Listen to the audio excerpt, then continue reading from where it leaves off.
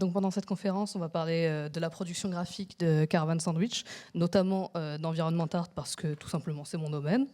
Donc dans cette conférence, on va aborder surtout le workflow, la communication, comment on a gagné du temps pendant cette production, et aussi également quelques leçons que j'ai pu tirer de cette production. Alors mon titre, il peut peut-être paraître un peu dramatique comme ça, mais en réalité, ça va.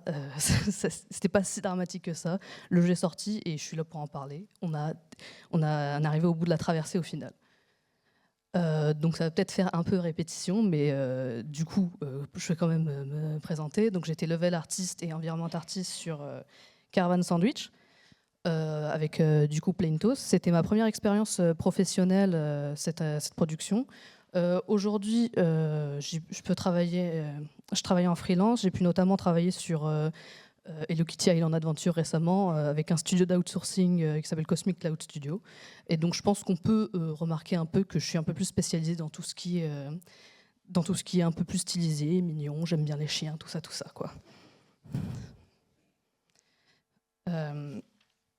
Donc ça m'étonnerait qu'ici tout le monde ait joué à Caravan Sandwich. Donc dans le doute, Caravan Sandwich, c'est quoi? Caravan Sandwich, c'est un jeu d'exploration en open world. Donc c'est un jeu qu'on pourrait aussi qualifier de cosy, étant donné qu'il n'y a pas de mort, pas de timer. C'est surtout une balade assez tranquille. On va être dans un road trip, dans un désert provençal, mais sci-fi, mais post-apo, mais quand même on essaye de rester positif. Donc on va incarner Sauge qui retourne sur sa planète natale, Sigalo, pour tenter de retrouver sa sœur Garance, qui a disparu il y a quelques années. Pendant cette traversée, on va du coup rencontrer également toutes les communautés qui habitent la planète. On va avoir les humains du village natal de Sauge, on va avoir des nomades, on va également avoir des robots et aussi également ce qu'on appelle les Renetos, c'est des grenouilles humanoïdes qui habitaient Sigalo avant l'arrivée des humains. Et ce jeu, là c'est ma petite partie où je flex, mais il a été nominé au Pégase dans 4 catégories, c'est très bientôt. J'espère que vous regarderez la cérémonie et que vous nous soutiendrez. Donc ce jeu, du coup, il a été développé par Plain Toast. Donc on peut voir du coup la team qui est sur mon diapo. C'est quand même une team qui a été relativement petite par rapport à d'autres studios. On était 16 au total dans la production du jeu. Et la spécificité, c'est qu'on était tous en remote, un peu éparpillés partout en France et même un petit peu en Belgique. Donc la team art se composait en tout cas la team art qui se chargeait de l'environ, elle se composait du directeur artistique Charles Bourry, de la directrice créative Émile Lefebvre, qui avait plusieurs casquettes, donc elle ne gérait pas uniquement l'environ à plein temps, et de moi-même. Donc on va dire une team art d'environ 2,5 personnes à peu près. J'ai vu que dans cette conférence, je vais principalement parler des gens avec qui j'ai collaboré. C'est important pour moi aussi de mentionner Robin Chrétien, qui était level designer sur le projet. Donc comme ça, vous replacez peut-être un petit peu tout le monde. Et si jamais vous êtes intéressé, ce qui est sur mon diapo là, c'est disponible sur le site de Plain Toast, où il y a tous les noms peut-être un peu plus grands. C'est peut-être un peu plus pratique. Donc, pour remettre un peu de contexte, le point de départ de cette production, ça débute en 2022. Avant ça, il y avait une vertical slice qui avait été faite par les deux fondateurs du studio, du coup Amy et Adrien. Cette vertical slice, ils l'ont faite du coup à deux et ils l'ont partagée sur les réseaux sociaux. Ça a permis qu'il y ait quand même un petit peu de visibilité là-dessus et donc de trouver un éditeur. Cette vertical slice, elle est un petit peu différente du jeu final qu'on a, mais le cœur du jeu est quand même là. C'est-à-dire qu'on a la Provence, le côté chill et surtout un van jaune. Donc trouver un éditeur et avoir un peu de visibilité, ça leur a permis de monter une team. Et c'était donc le premier jeu du studio et aussi de pas mal de personnes dans la team quand même. Et donc monter une team, ça leur a permis de voir plus grand. Et quand on veut voir plus grand, on peut voir plus grand niveau scope. Et pour ça, quelle bonne idée de faire un open world. Non. Vis-à-vis de la vertical slice, elle était quand même assez avancée graphiquement. Et en soi, elle était plutôt belle. Mais il y avait quand même des choses qu'on voulait changer, notamment la direction artistique. Donc en fait, on repart un peu de zéro au final. Ce qu'on voulait, c'était un résultat un peu plus sharp, un peu plus peint, et aussi, surtout, montrer mieux la Provence, parce que c'est quelque chose qui était déjà dans le jeu, la vertical slide qui avait été faite du coup par les fondateurs du studio, parce qu'ils sont originaires de Provence. Et donc nous, en remaniant la DA, ce qu'on voulait, c'est montrer plus la Provence et surtout la variété de paysages. Donc par exemple, on a de la garrigue, on a des grottes, on a des gorges, on a un petit peu de montagne et même des calanques. Ce qui était important aussi, c'est qu'on est sur un monde post-apo. Et donc, faut montrer quand même qu'est-ce qui s'est passé avant la peau. Donc, principalement montrer le passé industriel de la planète, et donc montrer surtout les dégâts que cette industrie a pu causer. Un autre défi à adapter visuellement, c'était la présence de différentes communautés sur Cigalo. On a 4 principales et elles vont toutes avoir leur propre identité graphique. On a par exemple les humains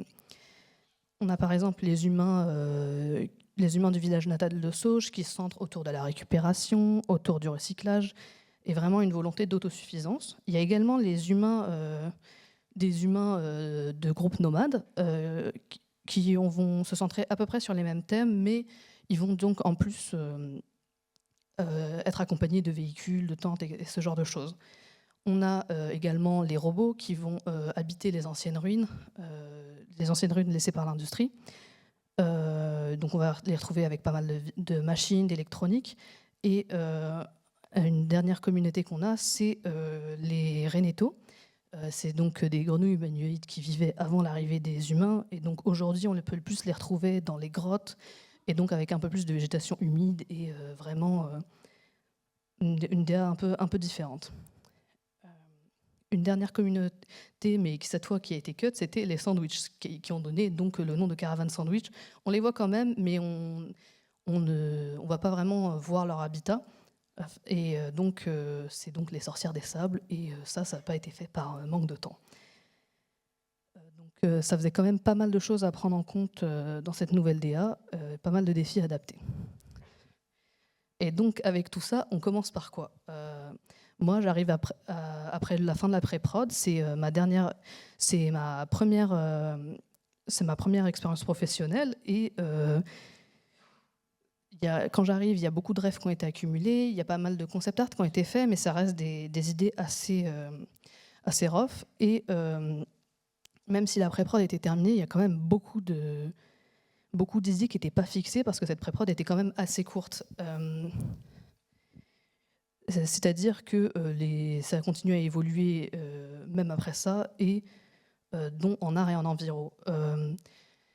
La personne qui se chargeait des concept art, c'était le directeur artistique, Charles Bourri. Mais le problème, c'est qu'un directeur artistique, ça a souvent plusieurs casquettes. Et là, c'était le cas. Et le problème, c'est qu'on n'a pas forcément le temps à passer sur plus de concept art. Donc dans ce cas-là, qu'est-ce qu'on fait ? Le truc qu'on va faire, c'est principalement des réunions, en fait. Avant de travailler sur chaque zone, on va faire un point pour mieux définir nos volontés, nos attentes, et concrètement, qu'est-ce qu'on veut faire précisément sur cette zone. Donc dans ces points-là, on faisait des recherches de références graphiques, vraiment beaucoup de schémas, de plans, des croquis un petit peu moches, mais juste pour illustrer ce qu'on veut. Et surtout, échanger sur la vision et être sûr qu'on est sur la même longueur d'onde pour chaque zone, parce que, étant donné qu'on n'a pas de concept art sur lequel se référer, c'était vraiment important pour nous qu'on ait la même vision, tout simplement. Donc voilà à quoi ça peut ressembler. Alors là, ça fait un peu peur, parce que peut-être que c'est aussi un peu petit sur ma slide. Mais en vrai, c'est compréhensible. Donc là, pour cet exemple-là, ce qu'on voulait faire, c'était une ruine d'un centre de traitement des eaux. Donc on va commencer d'abord par trouver un max de références graphiques pour en fait comprendre quel genre de mise en scène on veut et c'est quoi les volontés. Et ensuite, après ça, on va prendre aussi pas mal de screenshots du level design actuel qui a été fait et faire des croquis moches par-dessus, concrètement. Prendre beaucoup de notes pour comprendre quel point de quelle référence on veut utiliser en fait. Et pour ça, du coup, on utilisait Figma. C'est très pratique parce que c'est en gros un gros tableau blanc et on peut un peu gribouiller n'importe comment, mettre des notes, mettre des screenshots, c'est très pratique. Une fois qu'on a passé pas mal de temps à chercher des références, ce qu'on va avoir, étant donné qu'à cette époque-là, l'open world, il n'était pas forcément ultra bien fixé, on n'avait pas encore de level design précis sur lequel travailler, donc on avait quand même besoin de tester nos idées. Donc ce qu'on va faire, c'est on va créer une scène qu'on a appelée la scène test art. Donc en gros, c'est un bac à sable pour artistes. Donc ça va nous permettre de vraiment tester les compos, les shapes, un peu tout ce qu'on a envie, même faire des tests de rochers, ce qu'on a envie de faire tout simplement. Et pour moi, c'était vraiment beaucoup plus concret de faire ça de cette manière-là, plutôt que juste rester sur Blender, faire mes props et pas forcément pouvoir les tester in-game. Faire ça comme ça permettait qu'on puisse directement se déplacer avec le personnage principal, et c'est tout simplement plus concret, plus facile de se projeter comme ça. Donc une fois qu'on a passé un peu de temps sur notre scène test art, on a enfin de quoi se mettre sous la dent du level design, etc., vu que ça a eu le temps d'avancer entre-temps. Mais il y a quand même un truc qu'on devait garder en tête, c'est qu'on doit rester malin sur comment on définit notre workflow, parce qu'il faut vraiment l'adapter au projet et à la team, parce qu'il faut rappeler qu'on est quand même une très petite team qui fait un open world. C'est pas hyper malin. Donc un truc qui nous a pas mal aidé à gagner du temps, c'est déjà le style de props qu'on avait à faire, c'est qu'il était simple. C'est pas un truc qu'on va vraiment chercher à aller dans le détail, etc. Donc déjà, ça économise du temps. Mais ce qui nous fait économiser encore plus de temps, c'est qu'on n'a pas du tout en fait, de texture unique dans le jeu. C'est-à-dire que dans un workflow commun qu'on peut avoir, on commence par faire une modélisation en high poly, toute belle, toute détaillée. On va ensuite faire une version de cette modélisation en low poly, vraiment beaucoup moins détaillée. On va faire donc déplier des UV sur ce low poly, et ensuite faire un beau baking pour récupérer les détails du high poly, etc., etc. Faire des textures uniques. C'est pas l'unique workflow qu'ils utilisent, mais qui est utilisé de manière générale en prod, mais c'est un des plus communs. Du coup, nous, en voyant ce truc-là, pour économiser du temps, tout ce qu'on a fait, tout simplement, c'est en fait enlever pas mal de ces étapes. C'est-à-dire que quand moi je commence à faire un props, je vais directement le faire en low poly sur Blender, et ensuite je vais tout simplement appliquer de la vertex color sur Blender pour avoir un petit peu des dégradés, juste choisir mes couleurs tout simplement. Et ensuite, je vais l'envoyer directement sur Unreal. Donc pratique. Une fois sur Unreal, je vais appliquer du coup les matériaux qui ont été faits par le directeur artistique. Donc c'est des matériaux qui, eux, utilisent de la texture, mais cette texture, elle est projetée en triplanar, donc ce qui fait que ça n'utilise pas les UV, c'est très pratique. Ça n'utilise pas les UV, c'est très pratique, et ça permet quand même de mieux définir les matières. En gros, on a un matériau par matière dans le jeu. On a par exemple du bois, du métal, de la roche, du béton. Et ce matériel-là qu'a fait le directeur artistique, il prend en compte la vertex color que j'ai appliquée sur Blender. Donc même si j'ai pas de texture, ça me permet quand même d'avoir un certain contrôle sur mon asset, ce qui est quand même très pratique. Donc on n'a pas de texture unique à faire, donc pas d'UV, donc pas de problème en fait. Donc ça économise vraiment beaucoup de temps. Pour commencer à travailler sur l'open world, donc moi je commence par faire de base un kit par zone. L'idée derrière mon kit, c'était avoir en gros un dossier qui regroupe tous les différents assets que je vais utiliser pour construire une zone. L'idée dans nos kits, c'était d'avoir pas trop de modularité pour qu'on puisse quand même garder la direction artistique et vraiment garder de la cohérence. Mais au final, le problème, c'est qu'en faisant comme ça, on s'y perd quand même un peu. Parce que, comme on peut voir sur le kit, on se retrouve avec vraiment beaucoup de kits différents, et on a quand même de la répétition dans les assets, et on perd quand même la DA, et en plus de ça, c'est pas pratique à utiliser du tout. Que ce soit pour nous ou le level designer, des fois, quand il utilise ce qu'on fait. Du coup, au final, faire un truc qu'on a fait pour nous, qui était beaucoup plus cohérent, c'est au lieu de faire des kits par zone, on les fait tout simplement par matière, étant donné qu'on va retrouver des matières similaires dans le jeu, du béton, du bois, du métal. On peut faire un kit par matière et l'utiliser un petit peu partout, c'est pratique quand même. Quand je fais ce rework des kits, on essaye également d'ajouter plus de modularité pour que ça soit tout simplement plus pratique à utiliser. Et également, ce qu'on privilégie, c'est la réutilisation d'assets au maximum dans des contextes différents. Pour qu'en fait, étant donné qu'on a quand même des zones qui se ressemblent et qui ont des props qui se répètent, fallait qu'on reste assez malin sur la manière dont on utilise les assets pour pas que ça soit trop répétitif, en fait, l'environnement. Et en addition à ça, j'ai quand même des kits spécifiquement de level art qui sont faits par zone. Donc on a des kits pour les ruines industrielles. On a par exemple les kits pour le village ou même pour les Reneto, vu qu'ils ont leur propre identité visuelle. Donc notre open world, même s'il est petit, ça reste quand même une grosse charge de travail. Donc fallait vraiment qu'on s'organise de manière maligne pour que la qualité visuelle reste cohérente et consistante sur chaque zone, sur les différentes zones du jeu. Ce qui nous a vraiment aidé pour ça, c'est vraiment séparer chaque étape de la production. Donc c'est-à-dire qu'on va avoir une première étape où moi je vais récupérer le blocking en LD et je vais créer des props pour cette zone et je vais essayer de rester un peu rough sur cette passe-là, et vraiment pas ajouter de détails, pas trop de level art, etc. Sur mon screenshot d'ailleurs de V1 Art, je pense qu'il y a un peu trop de détails par rapport à ce que c'était réellement, mais ça donne l'idée à peu près. Et ensuite, vraiment, je me stoppe là avant d'ajouter des détails, parce qu'il faut que je fasse ça sur toutes les autres zones du jeu. Et ensuite, un peu plus tard, je vais donc faire une nouvelle passe, ajouter un peu plus de détails, ajouter un début de level art aussi. Et après, ma dernière passe, ça sera du coup une passe de level art finale, où vraiment, là, je vais ajouter des petits détails, des petits props, une petite canette qui traîne par-ci par-là, juste pour vraiment ajouter en fait un petit peu de narration dans l'environnement. Chaque étape que j'ai dit là, en fait, elle peut être répétée vraiment plusieurs fois parce qu'en fait, ça dépend des retours que j'ai, que ça soit en art si j'ai des trucs à corriger, ou même en level design, parce que des fois, en faisant mes trucs en art, je casse un peu le LD sans m'en rendre compte, donc il faut bien corriger ça.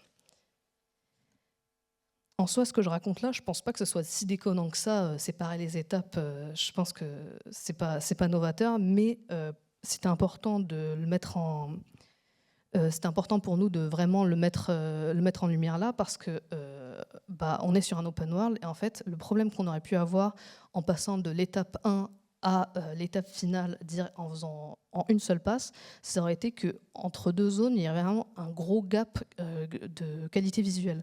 Et ça, c'est vraiment pas ce qu'on voulait, ça se serait vraiment ressenti. Et donc faire de cette manière-là, en séparant en plein de petites étapes et en essayant d'avancer de manière constante un petit peu partout, ça permettait que s'il y a des gaps de qualité visuelle, ce qu'il y a, mais que j'espère qu'on ne remarque pas trop, ça se ressente vraiment beaucoup moins dans le jeu final. Et en plus de ça, faire comme ça nous permettait en fait, garder la cohérence au niveau de la direction artistique, parce que comme je disais précédemment, même après la fin de la pré-prod, les idées continuaient à évoluer vu que la pré-prod était un peu trop courte. Et donc faire comme ça nous permettait de garder les zones cohérentes aussi au niveau de la DA. C'est-à-dire que si j'avais fait une zone en tout début de prod de A à Z et une zone en toute fin de prod de A à Z, je pense qu'en comparant ces deux zones, on aurait aussi ressenti un gap visuel, et c'est pas ce qu'on veut en fait. Plus on bossait sur l'open world, et plus on a capté qu'en fait on avait un petit problème de collaboration avec le level design.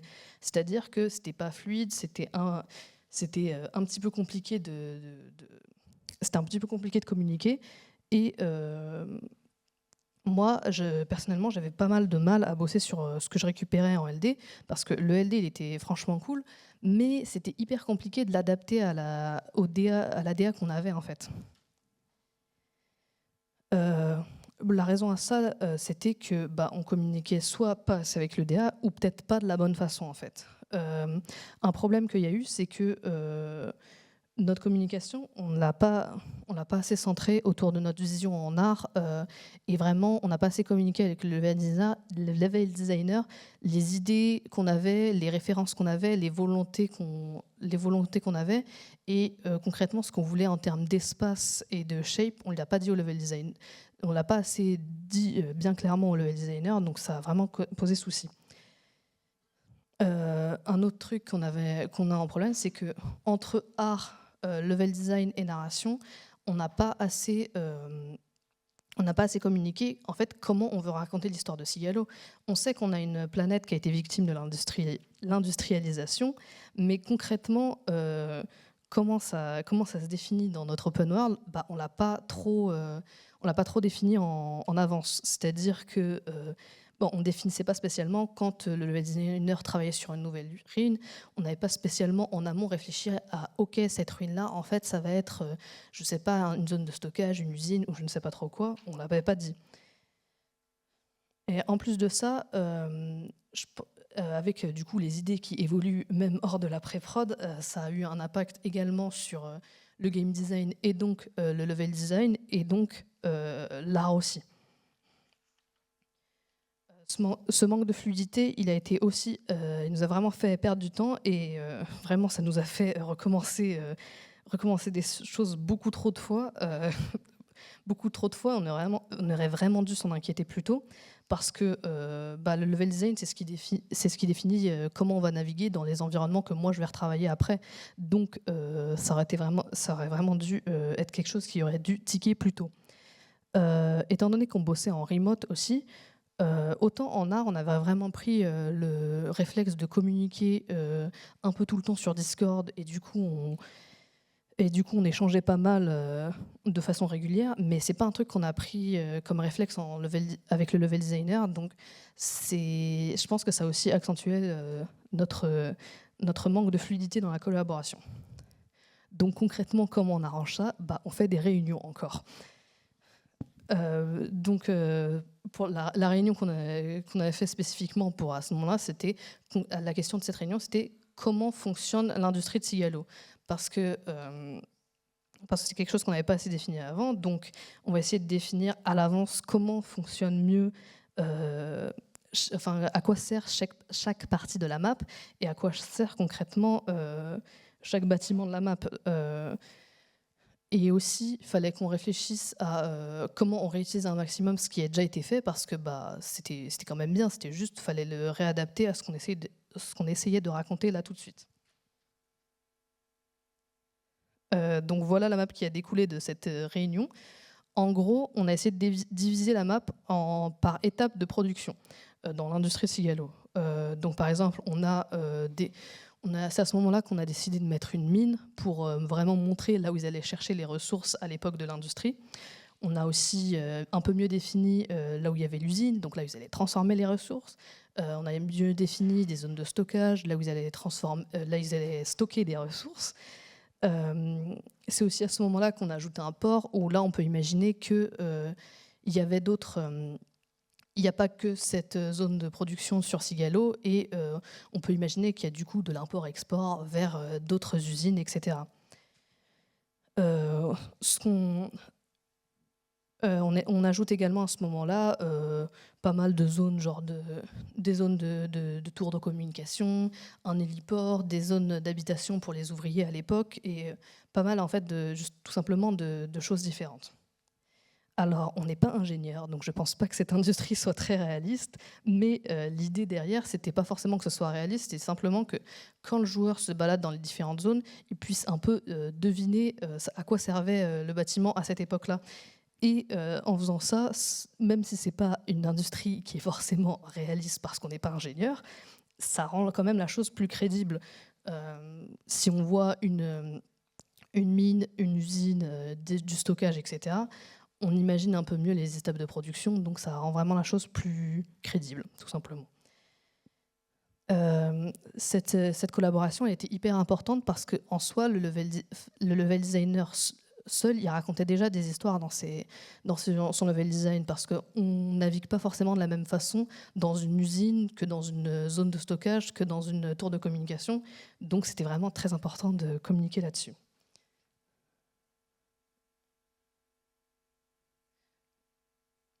Après cette réunion, on a essayé de continuer à faire des points réguliers pour vraiment continuer à avoir la même vision, parce que le truc, c'est que ce point-là, il est arrivé hyper tard et, dans la production, et c'était vraiment important de se remettre en question à ce moment-là, parce qu'en fait, si on le faisait plus tard, en fait, on n'aurait juste pas pu le faire parce que c'était trop tard, en fait.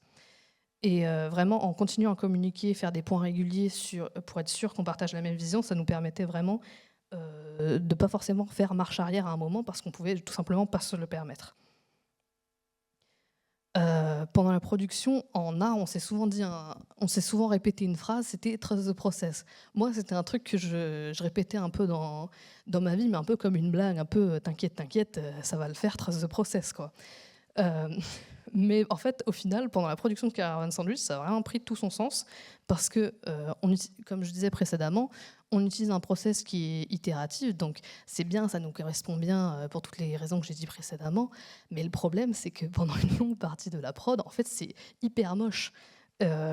Du coup, mon souci, moi, c'est que j'avais vraiment beaucoup de mal à montrer des trucs que je considérais comme moches, et en plus de ça, il n'y avait rien qui était poli, c'était un peu dur de se projeter pour moi, et je me sentais tout simplement hyper mal. C'était ma première production, donc il y avait aussi le sentiment que je me sentais pas hyper légitime d'être là où j'étais actuellement. Et donc c'est toujours compliqué de montrer quelque chose quand on n'a pas confiance en cette chose, en fait. En plus de ça, on était quand même sur une prod qui était relativement courte par rapport à ce qu'on voulait, et donc il y avait souvent la question, est-ce que j'aurais vraiment le temps de retravailler tout ce que j'ai envie de faire?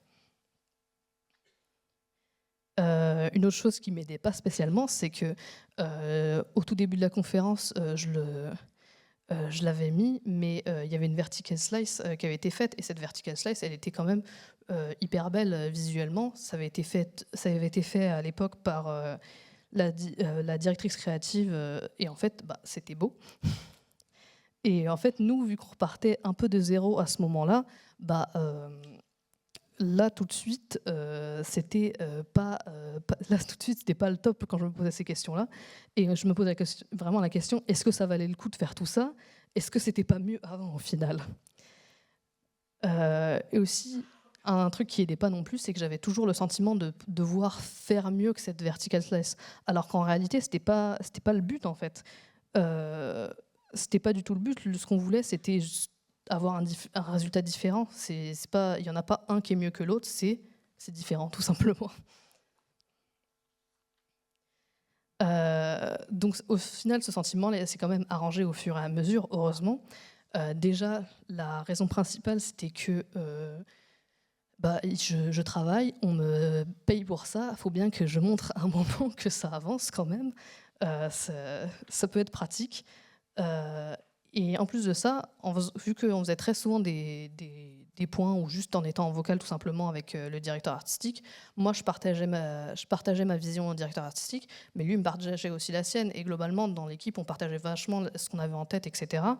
Donc c'est quand même plus rassurant de montrer des trucs pas finis, quand la team en face sait c'est quoi le résultat final vers lequel on se dirige.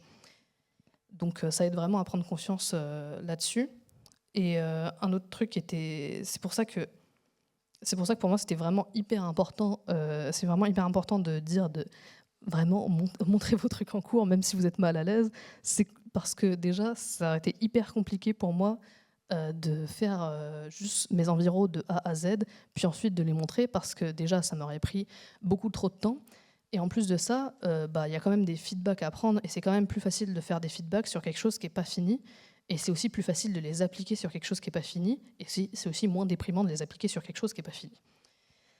Parce que si, imaginons, je m'étais trompée et que j'allais pas dans la bonne direction, en fait, c'est pas grave. Vaut mieux que ça soit maintenant que quand c'est complètement fini, et c'est tout simplement moins compliqué. Et même si à un moment je me trompe sur la direction dans laquelle je voulais aller, en soi c'est pas grave, c'est pas possible d'avoir un truc parfait dès le premier coup. Et en soi l'erreur ça fait partie du processus créatif, donc c'est pas un problème. Donc pour moi c'est vraiment en vrai la leçon la plus importante que j'ai tirée de cette prod, c'est vraiment montrer mes trucs mes trucs en cours, et tout simplement prendre confiance prendre confiance en échangeant, parce que même si on est mal à l'aise au début, ça va s'arranger. Et c'est aussi pour ça que dans les dernières slides, je vais vous montrer des trucs que moi, honnêtement, je trouve très moches et que encore maintenant, je suis un peu mal à l'aise de vous montrer. Parce qu'en fait, c'est tout simplement faut trust the process. avoir confiance et vraiment échanger pour gagner confiance, parce que je pense que le résultat en vaut le coup. Et c'est sur ça que je termine. J'espère que ça vous a plu. Merci de m'avoir écouté. Est-ce que vous avez des questions ?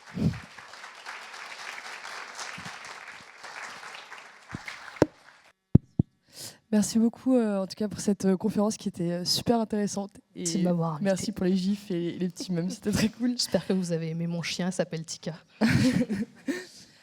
Si vous avez des questions, faut pas hésiter à lever la main. On va faire passer des micros dans l'amphi. Donc voilà, allez-y. Hello. Merci beaucoup pour la conf. C'était très cool. Et puis bravo, parce que le jeu est trop beau. Merci. Donc ouais, trust de process en fait. Ma question c'était, du coup c'était ton premier projet. Donc j'imagine que tu étais junior. Ouais, je sortais d'école en fait à ce moment-là de la production. Au début, j'ai commencé en tant que stagiaire. Ok. J'allais dire comment t'as trouvé le boulot et comment t'as trouvé le... Mais du coup, si t'es stagiaire, ça répond... J'ai envoyé un mail au bon moment, je dirais. Je suis étonnée que ça ait fonctionné d'envoyer un mail en mode « Bonjour, je cherche un stage » et j'ai trouvé un stage. Mais bon, c'est comme ça que ça s'est passé. Eh bien, bravo. On t'envie un peu, mais bravo. Merci. Bonjour, merci pour la conférence. Et j'avais une question rapide. Je voulais vous demander combien de temps ça vous avait pris pour faire la vertical slice. Enfin, tu ne travaillais pas sur la vertical slice, mais peut-être. La vertical slice, moi, j'étais pas dessus, étant donné que c'était que les deux fondateurs du studio, donc la directrice créative et le directeur technique, donc Adrien et Amy.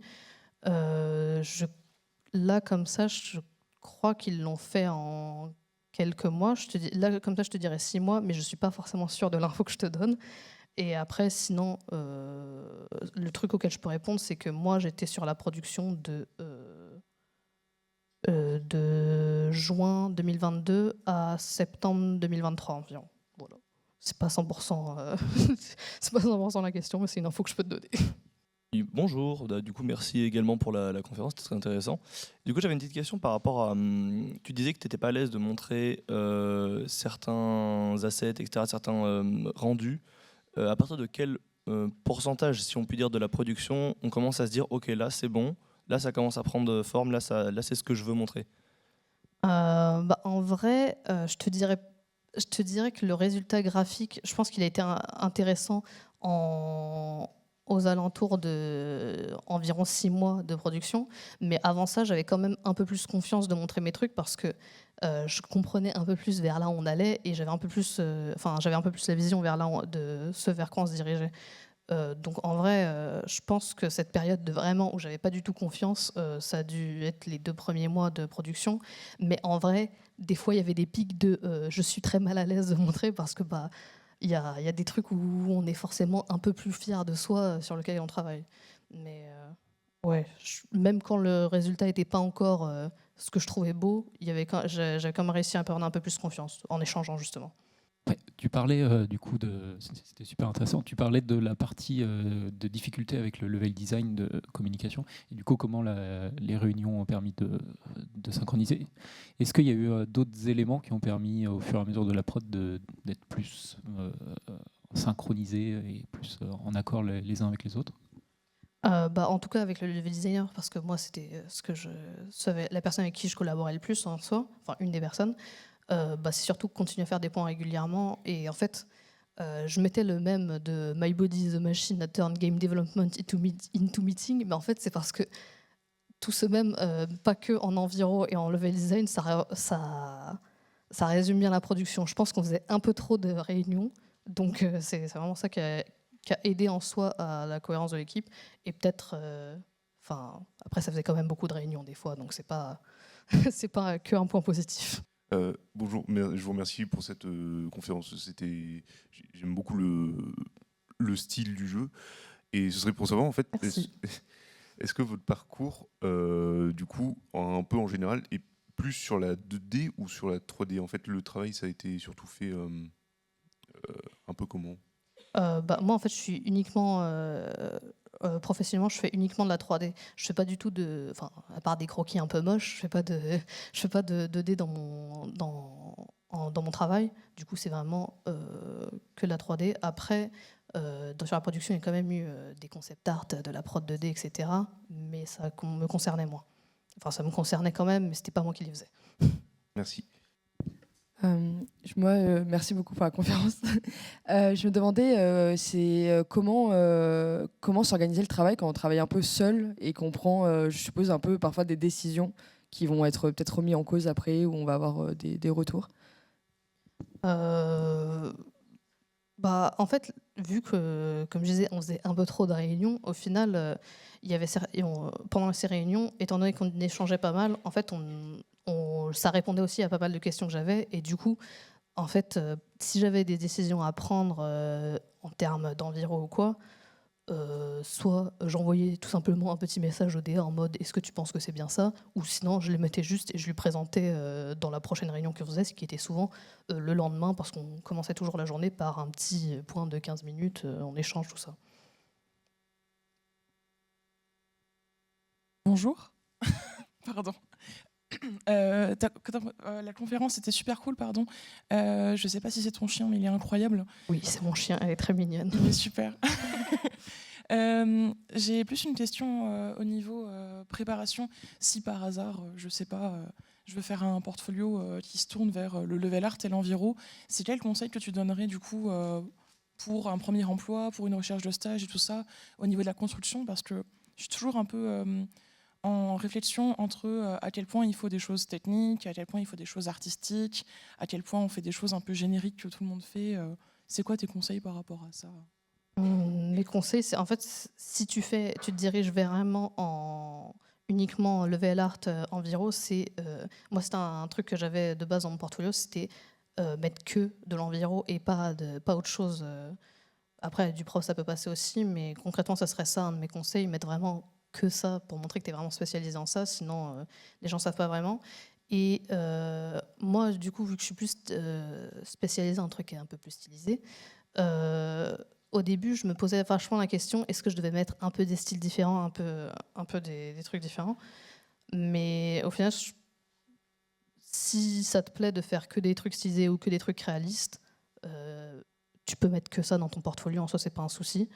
Et vis-à-vis des trucs techniques, je pense que t'es pas obligé de partir full technique, mais c'est bien de mettre, si dans un de tes projets, tu as une petite partie un peu plus technique, c'est toujours bien de montrer un peu flex, regardez, j'ai fait ça toute seule. Oui, excuse-moi, oui, c'est encore moi. Je voulais vous demander aussi comment est-ce que vous avez trouvé en fait du coup le studio de base pour aller travailler dedans en fait.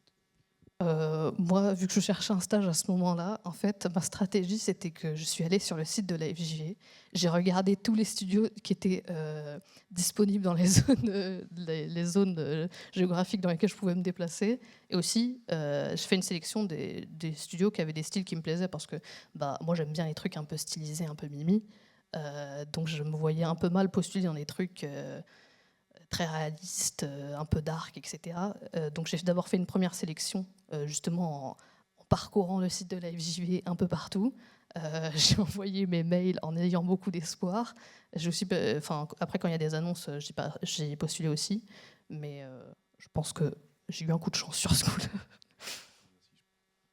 Je vous remercie, je prends les notes. Rebonjour, j'avais une question par rapport au travail, donc de ce que j'ai compris, toute l'équipe était en distanciel. Ouais, c'est ça. Dans quelle mesure c'est ça qui provoque la réunionite aiguë, ou est-ce que ça aurait été la même chose, on va dire, dans un studio physique? Est-ce que les réunions, c'est juste inhérent au process, ou est-ce que c'est la distance? Je pense que le fait qu'on soit en remote, ça accentue, parce que je pense que quand tu travailles en présentiel, il y a certains points que tu n'as pas besoin forcément de faire de réunion pour ça. Tu peux juste aller poser la question tout simplement à la personne qui est à côté de toi. Et je pense que le distanciel a pas mal accentué notre réunionite aiguë. Mais après, je pense que ce qui a provoqué aussi la réunionite aiguë, c'était qu'on était vraiment beaucoup de juniors sur la team. Et du coup, on se posait beaucoup de questions, peut-être des fois un peu trop à des moments. Donc voilà. Merci. Bonjour, merci pour ici. Merci. Merci pour la conférence. Moi, ma question, c'était vis-à-vis des problèmes de projection. Tu as mentionné que pendant le process, qu'il faut trust, il y a ce problème de réussir à convaincre les gens qu'à la fin, ça va être bien, et donc que toi-même, tu avais du mal à te projeter. C'est quoi tes outils pour aider les autres, notamment les gens qui ne sont pas artistes dans ta boîte, à se projeter justement pour qu'eux aussi ils trustent de process et qu'ils aient confiance qu'à la fin ça ne va pas juste être des blocs moches. Et notamment j'avais l'impression tu as montré dans tes slides les différentes étapes et ton blocking, j'avais l'impression qu'il était déjà plutôt détaillé, c'est-à-dire que c'était pas juste des blocs, quoi. Il y avait déjà un peu des objets et tout. Voilà. Oui, je pense qu'en fait, l'exemple que j'ai mis, c'était peut-être pas le meilleur, j'avoue. Je pense qu'en vrai, sur les V1, ce qui correspond le mieux, c'est peut-être ce genre de truc sur l'image du gros bâtiment en béton, là, où là, on voit que c'est un peu plus rough, etc. Après, j'avoue que j'ai mis les screenshots un peu avant parce que c'était ce qu'il y avait de plus pratique pour moi. Mais sinon, en vrai, pour la première partie de ta question sur convaincre les gens, je pense pas qu'il y avait spécialement à les convaincre, parce qu'en fait, étant donné que le DA, enfin les deux fondateurs du studio, eux, ils avaient du coup fait la vertical slice ensemble, et en fait, il y avait quand même un truc entre la vertical slice et ça qu'on partageait. Donc, on partait pas de rien en termes enfin, ils avaient quand même un peu une petite vision de base. Et en plus de ça, je pense qu'un truc qui aide les non-artistes à se projeter, c'est que vraiment, en fait, montrer des références visuelles, c'est toujours plus pratique que montrer ces trucs-là pour montrer un peu plus que, ok, là, ça ressemble à ça, mais après, on prévoit d'ajouter ça et ça et ça. Et oui, du coup, globalement, des références visuelles, c'est pas mal. Même s'il n'y a pas de concept, au moins des photos, des trucs comme ça, quoi.